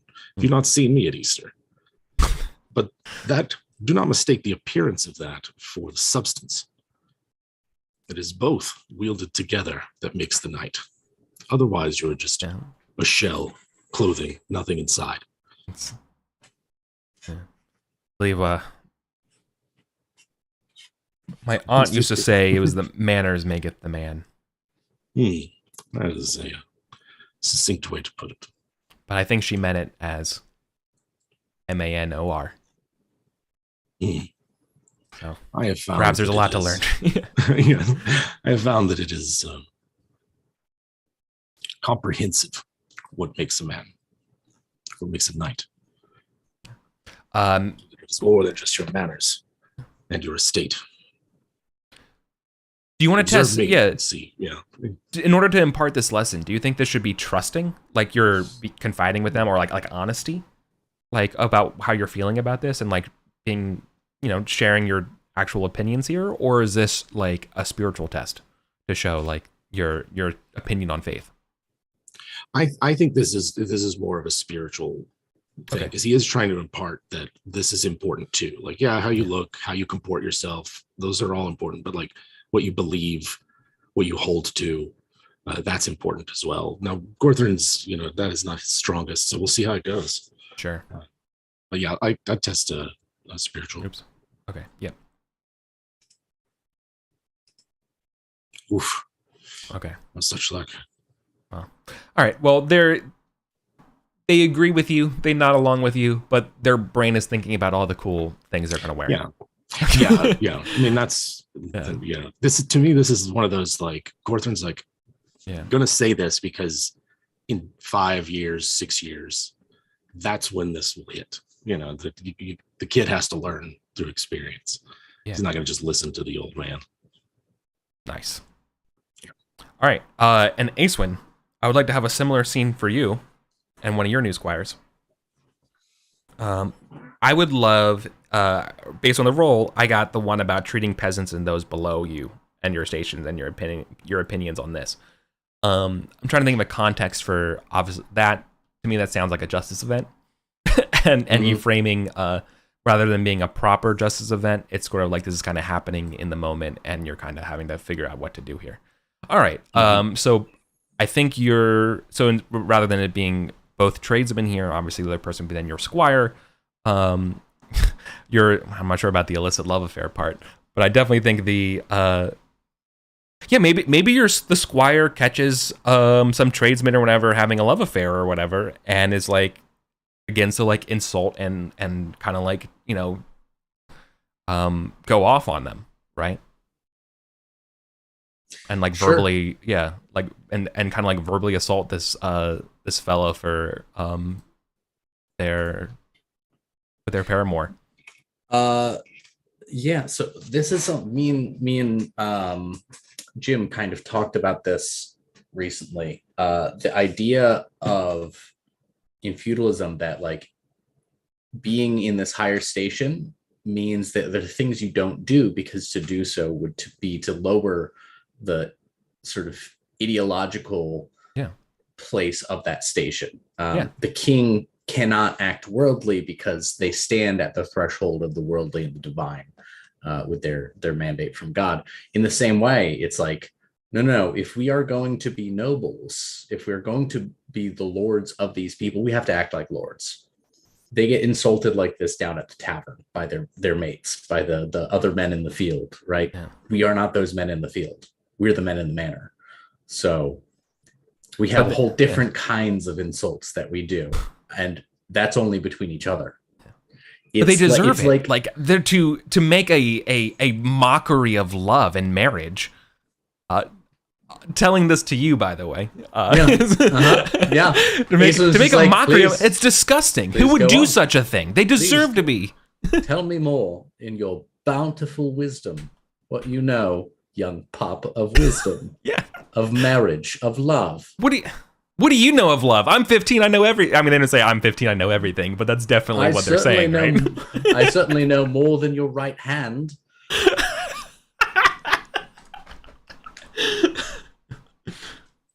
You're muted, Jim. Face goes red, but yeah. Yeah. I have more. I have more knowledge of than what you have in your right. Yeah, but I love how you can say that tastefully. I have more knowledge. You know, I've contained more love in my entire life than you could ever contain in your right hand. Is like a Shakespearean line, my guy. That's awesome, Colin. Oh, that's really good. Just kind of clap them about the ears and be like, if you're going to be a lord, act like one. If you're going to be a man in the field, act like one. But I only train knights. Ooh. Do you think that's honesty, honor? Like, because to me, honor is sort of like the representation. It's almost like loyalty, right? Like, it's like a representation of the hierarchical societal role and and duty that you have, right? Right. Yeah. Honors is much how you're seen as, how you see yourself. Yeah. So exactly. So like, I think so. Like, you could technically use that as like, does this lesson get transferred, right? Mm-hmm. Or is this going to be a continue? Is he going to be a continual little thorn in your side? Okay. Loud. The message is received loud and clear to him. Huh. Well, I guess I just always did things differently. Fine. You're my lord, and I am your squire. I'm here to learn. Already wisdom drips from your lips. Now go clean my horse. Yeah. Awesome. Nice. I love little squire scenes. I want to do more of those. You muted, Jim. Yeah, I mutter, so Sure. I didn't want to interrupt. Yeah, I like Squire scenes. That was good. That's very good. I was kind of worried about how it's going to look at Easter. Yeah. What I'll have to get refreshed on what traits you have all that are noticeable, right? Yeah. Let's see. For me, energetic, generous, honest, valorous. Those are my 16 or above. Right. Okay. Because your squire's going to have to figure out one of those that as the number one lesson they get from you.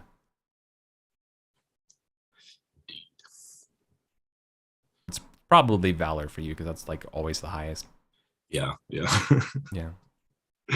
And then honest and energetic at 18, both of them. Yeah, valor is 20. Yeah.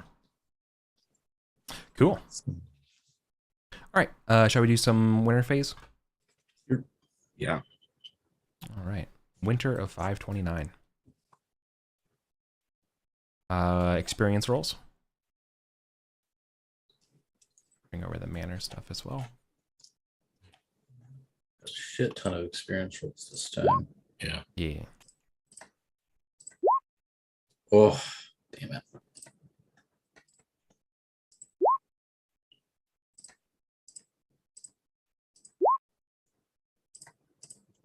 A lot of these I'm really not expecting to improve.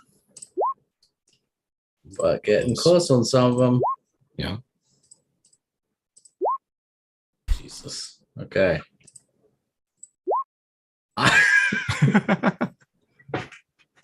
I did not improve a single fucking thing. Oh no. All right, Closest I got was Lance. Almost. Oh god, fuck you, Jim.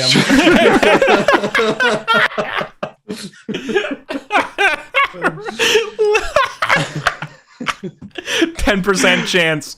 Right. Yeah. Easy. All All right, so All right. that's a 19. He's like, I tell you, it's the sea air, just does you good. Yeah. There we go, generousness and just there we go. Just keeps going up a little bit. Spiritual, but that tracks. Valorous. Hey now, awareness goes up.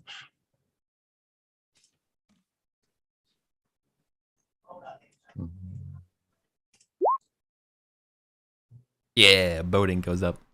There we go. He's got all kinds of boating. Oh, fuck. Not enough time with the birds this year. Or what that was from.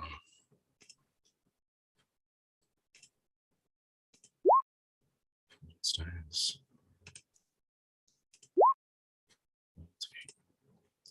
And the last two.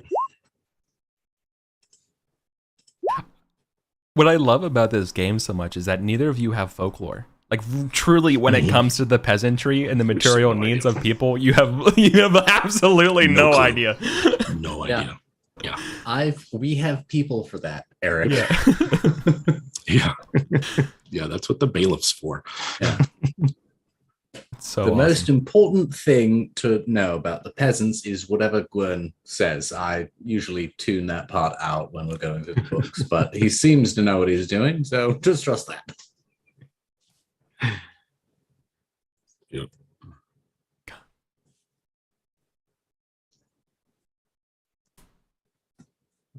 What's next? Oh, yeah, aging. What are you doing? Yes.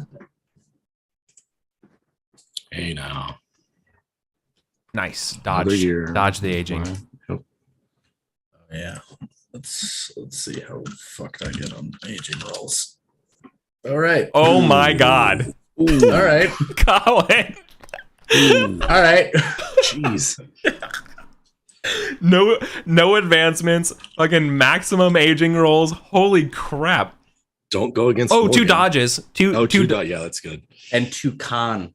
Okay. Two con. That's pretty rough though. That's real rough. Con. Yeah. That's your highest stat though, yeah. It is. So I'm only down to 18. Oh, so. Yeah, I think you're now on par. Yeah, with but that's Archie. the source of your strength for mortal wound avoidance.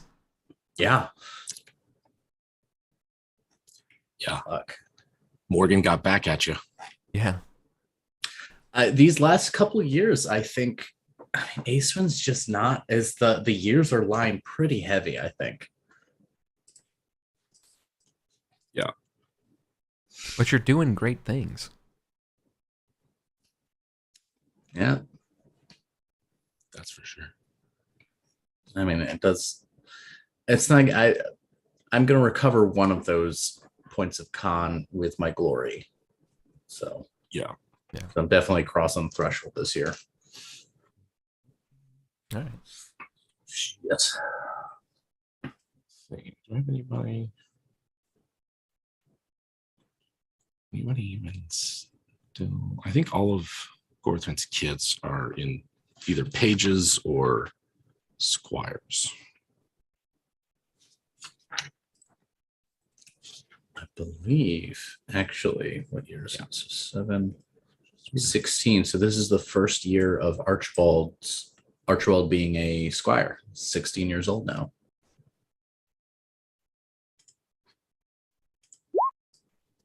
And this will be the first year of Yanto being a page. It's 12 now.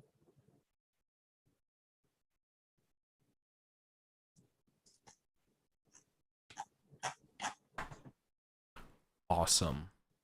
Yep. All right.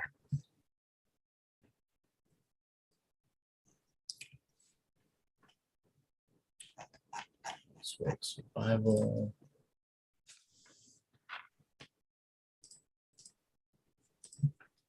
Oh, Gwen just died. Oh no.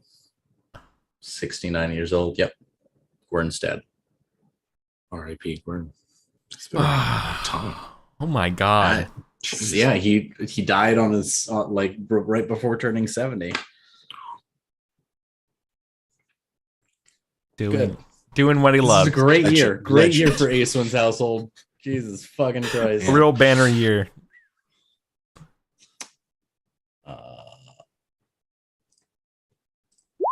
Yep. A Downey's still a big fucking shitheel. Yeah. But hey, you did appoint a successor to Gwern. Yes, Pedrog yeah. is the follow-up steward, and He's doing we good. established his 18 stewardship. So he's You still a get very young successor to Gwern. So hopefully Pedrog's going to be around for a Okay, while. Yeah. Always rely on a Pedrog. Yeah. Down. Yeah. I think you still get to use Gwern stuff for this year's winter phase, but not next year. Yeah. Get that final use out of that that 21 stewardship. Yeah. God, that guy was old as hell. Legend. Truly a legend. Like one of the last remaining people from the Age of Uther. Yeah. God. Seen it all.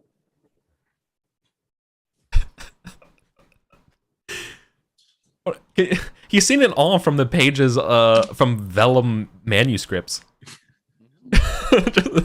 of checking accounts. You know who I got to run down is Morgan. I got to Yeah. find that bard, see what's going on there. Yeah. Yeah. Because he's at least as old as Gordon. Yeah. Yeah. Right. Morgan. Remember though, Morgan does not look their age at all. No, I suspect he's an elf or some shit like that. Yeah. But I think this definitely is going to be a prompt for Acewin to maybe think about hiring a second bard. I mean, You know, yeah, to start preparing. for sure. Morgan says that's a good idea for sure. But Morgan has like that Tom Cruise energy of just, you know, or whatever, it's that A-list celebrity of just can't look old. Yeah. Yeah. Oh my god! I just realized. So Steward Pedrog is basically the same age as Archie. That's gonna be different. It's gonna be interesting. Yeah. Yeah. Yeah. Yeah, you have a baby. You have a precocious steward. Yeah, precocious steward. Who? Oh yeah, no, I'm putting it in my notes here.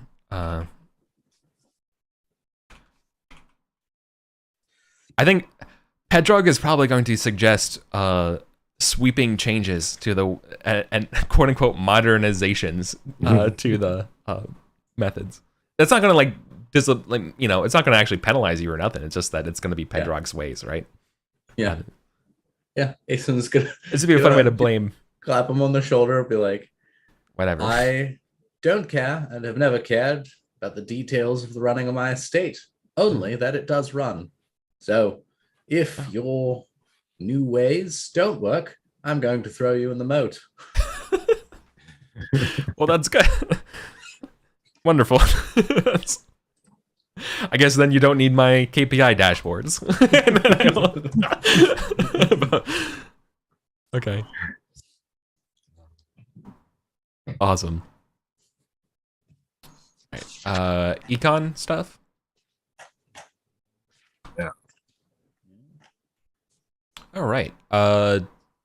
Tail's Head, you had no calamities, but you are getting you were able to reduce the fate for Sin.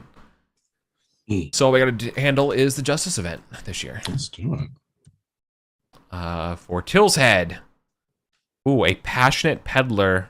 Something about home. Ooh, and a convincing childhood friend.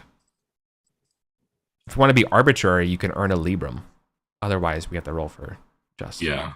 Which is probably not worth it for you.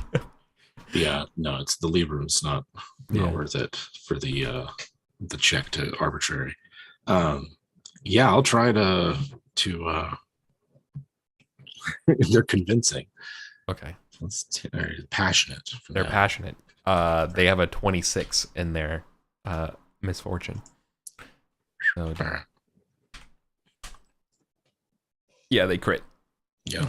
All right. Oh, crit versus crit. So did I. What happen? So, like, a sword normally would like fall out of your hand. So, like, I don't, Right. or like you would like break an axe. Yeah. So Yeah.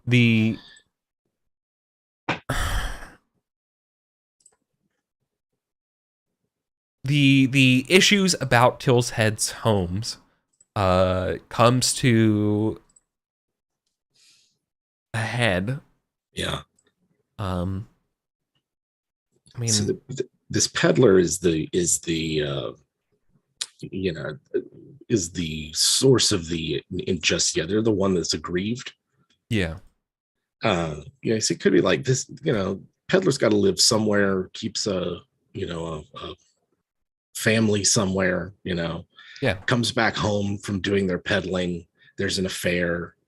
Just drama and the like. So it's like I think they're like aggrieved and have legitimate justice. Like, what you did, how do you want to settle this? It's not the right way. So like, I don't know how it plays out. Like, I don't know who wins. But I can see the setup of it of like, no, the justice is mine. I am the king's justice. Stand down. I know. To have 2 crits. Yeah.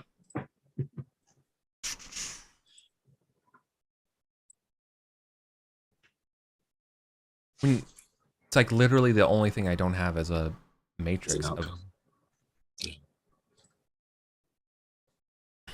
It's weird. It feels weird to say that nothing happens because like a crit would reduce hatred of landlord by 2. Yeah.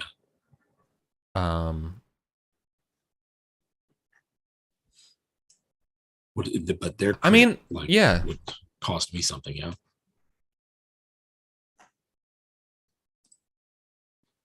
Yeah, normally, well, that's like, I guess it's kind of determined on whether it's more about your success of the justice event. So I think, weirdly, I think that you get it, but because it's the commoner justice, it's a justice test versus another test. In this case, it's the convincing person, right?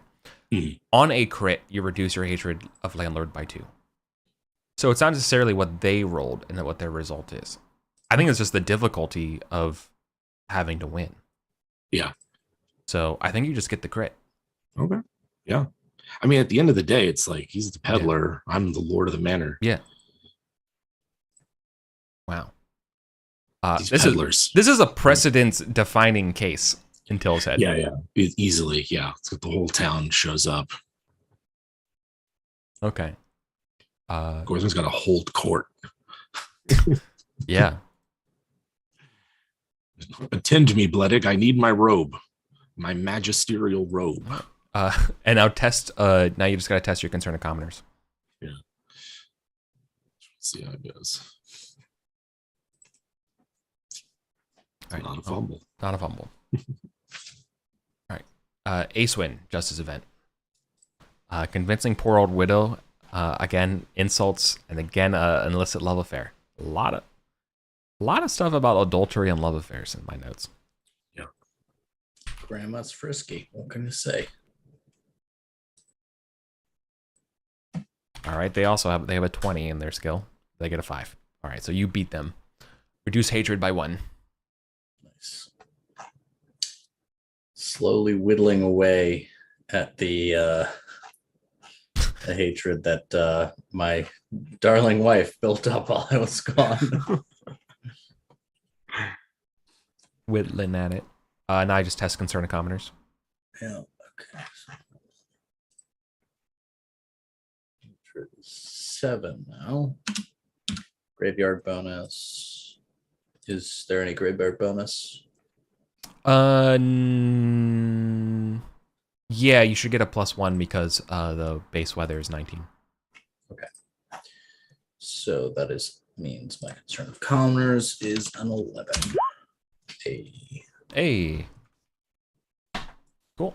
All right, so that brings it down to a 14 for you and a 16 for Gorthrin. All right, so now we do our stewardship tests. Till's Head is dealing with a 16. The weather fails. So pass and a fails. Living. Oh, I have to do. No, this one's 14 for you. All right. Cool. So when I fail and you pass, that is living richly for free. Nice. You live richly. Yeah. When I pass, but you pass higher, that's a normal pass. So you just get to live normally. We'll live richly. But living richly just costs you 12. No big deal. No big deal at all. Did we get any spoils or anything? Yeah, from you should. Battle of Sirloos? A Libram. No, not much. Mostly glory. You most of the spoils you divvied up to. Yeah. Any boats we didn't burn get taken for whoever's. Yeah. Yeah. So Till's Head up an income down here. Okay.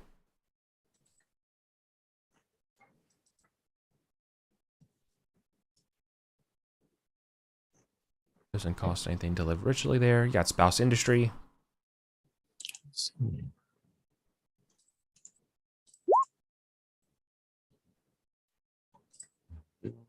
Oh, it was actually easier for you to roll for your weather stuff. I forgot you have a spring Winterborn that should be reducing it by an additional 1. That's okay. It didn't change anything. Nice. 1 income a piece. Apiary just says 1 Libra this year. Only 1? Yeah, it's like a D2. Yeah. All right, so back to 2 instead of 3. Then you get your 11 manorial income. Gun it. You're getting apiary roll. No. Okay. Just 5 this year. 3 income. Additional 2 income from office.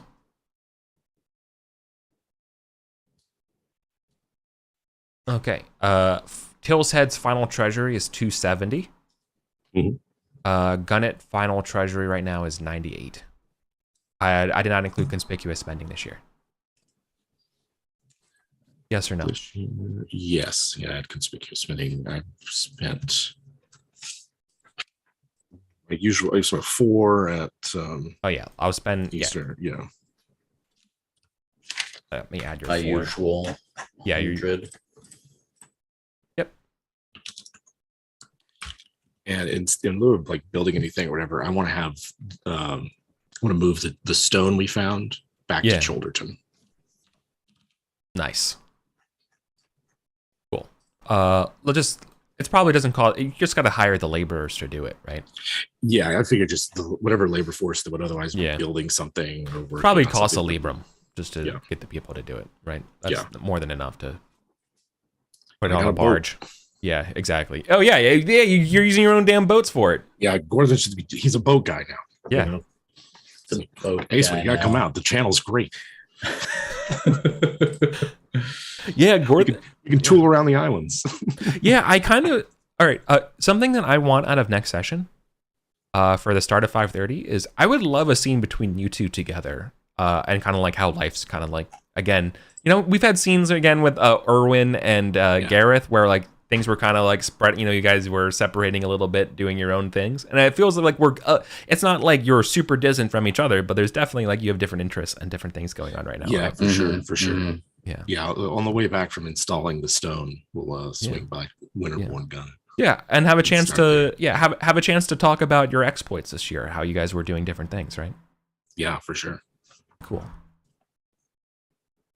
Very cool.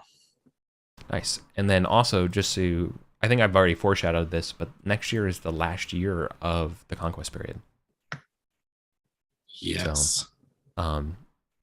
We'll probably we'll wrap that up, but I would love to have a refresh wrap up. Remember when we did it after Anarchy and stuff? Yeah, that'd be fun. Yeah. Like, A quick little reprise of what's going on. Mhm. I get to go back through our notes and stuff. Yeah. Okay, cool. Man. In case you didn't know already, the next period is the Romance period, which is the when we think of King Arthur, I feel like besides the Grail quest, it's probably the most popular one, right? This is the Guinevere, Lancelot. Yeah. All that This fun is stuff. when this forward to really, this. yeah, this is when this kicks off. Okay, It's very Yeah. cool. so just so you know. Speaking of, Yeah. I would like to gift my first 2 elf blood coursers to the king and queen. These are hunting horses, elf Yeah. blood hunting horses. So I'll gift them one to Guinevere and one to Arthur. Wow. That's super generous of you. Yeah. It's like these are the finest of my herds. Yeah. I think you can. Yeah, I think you can hand them over on Christmas. Yeah. So I think that would probably be. I'm trying to think of like what would be the appropriate glory amount for such an amazing gift. Probably like 200, like 100 a piece for a horse like that.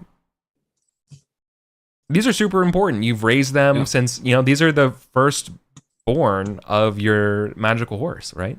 Yeah, these are the first 2 born that, Yeah. other than the one that Gorthrin rides that was the gift from Godwin. But yeah, these are the first 2 foals that have come of age, finished their training. Wow. Yeah. And to give them to Arthur? Yeah. Nice. And he promised, yeah, and he promised, he probably like jokingly says, is this your way of telling me that we don't hunt enough?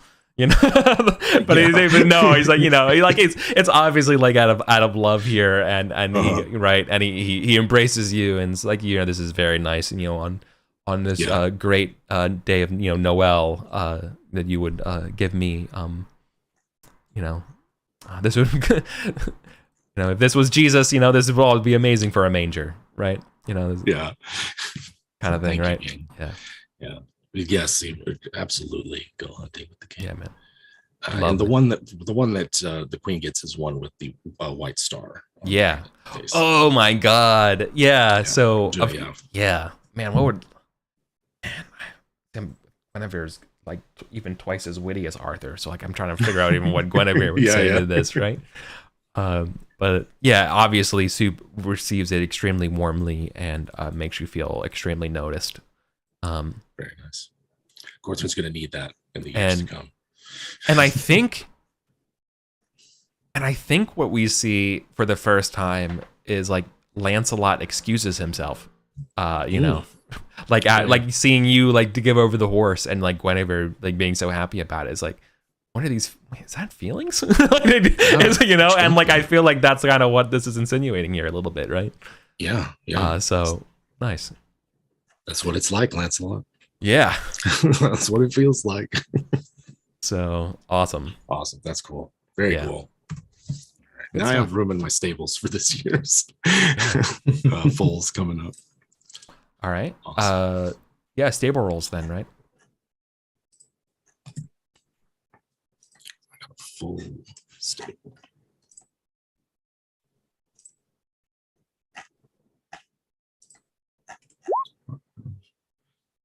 Three.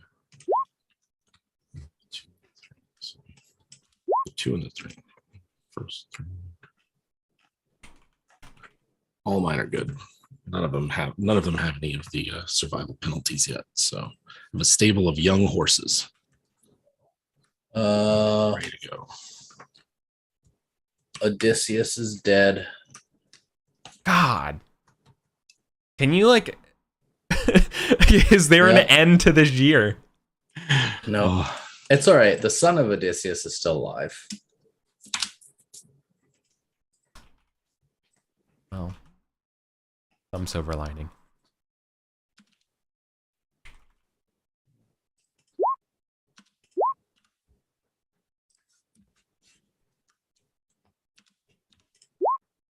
No special horses this year. Yeah.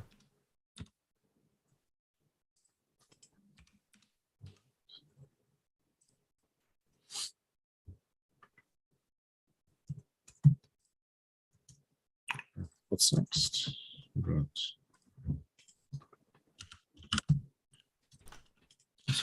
Improvement. I'm excited. I'm excited for next year. I just looked up because I thought this was the case. I don't want to. This I will keep close to the chest, just to know that I'm excited. I won't spoil what's coming up for you. Alright. This is good.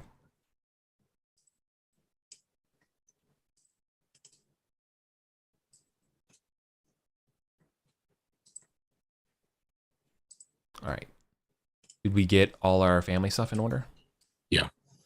Great. Training and practice in glory.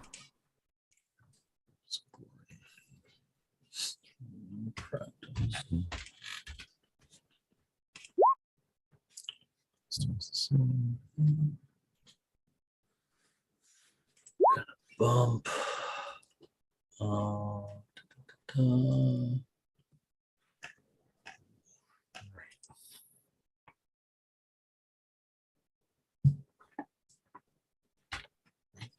Go with another trait. I still have hopes of being able to catch up and get a chivalrous bonus.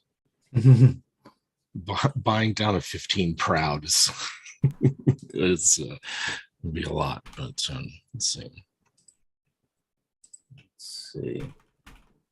I Raise think I'm gonna just keep bumping. Gonna bump horsemanship again to 18. It's battle and sword are at 20. Lance is still pretty low, but I get a check in it every year, so hopefully, I don't have to worry about it too much. Yeah. Yeah.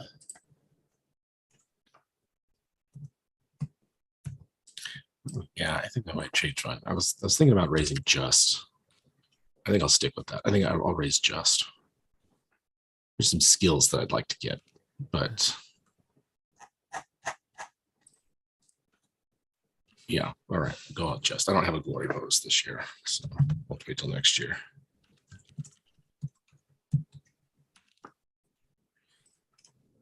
I'm halfway to my next glory bonus. Yeah. Oh yeah. Samson 1750. 17 and a half thousand right now. So I feel good about that. Samson brings up a really good point in chat about what was Gwern's cause of death. I guess we always just assumed it was Honestly, old age. Yeah, but I gotta roll it. Yeah, go ahead and roll it.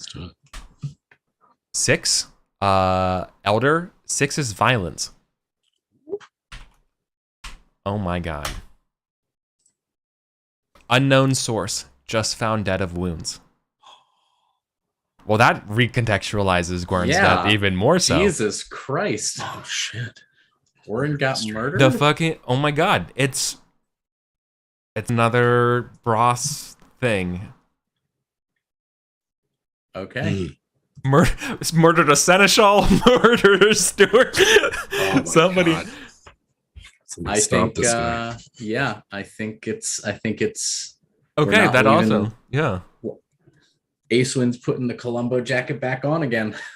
I know what we're gonna be talking about when we get together in the winter. Yeah. Yeah. Because we heard about the seneschal dying, I'm assuming, like by Christmas time, like winter, we would have gotten the news, yeah. Yeah. Yeah. We don't know that it was the cook or whoever. Yeah.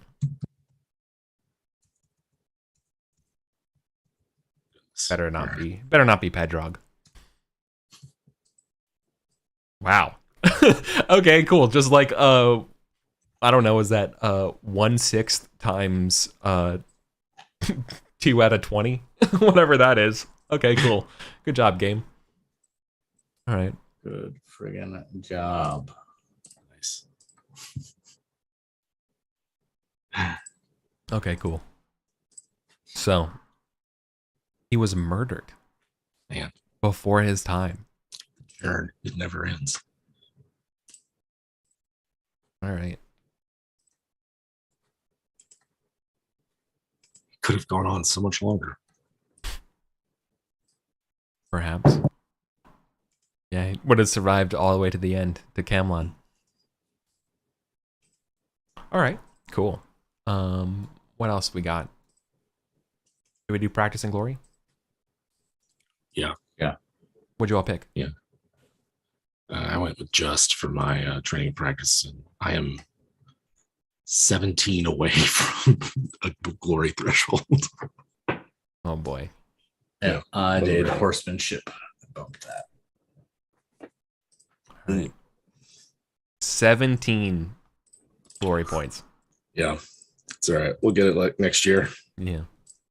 Colin, how far are we away for you or from your next glory? Only 500 because I passed Halfway. one already. Yeah, so Nice. I passed it and I'm halfway up to the What's next. your total? 17,456. Yeah, Nice. that's Well, cool. Well then, catching up. yeah. And that will wrap it up for today.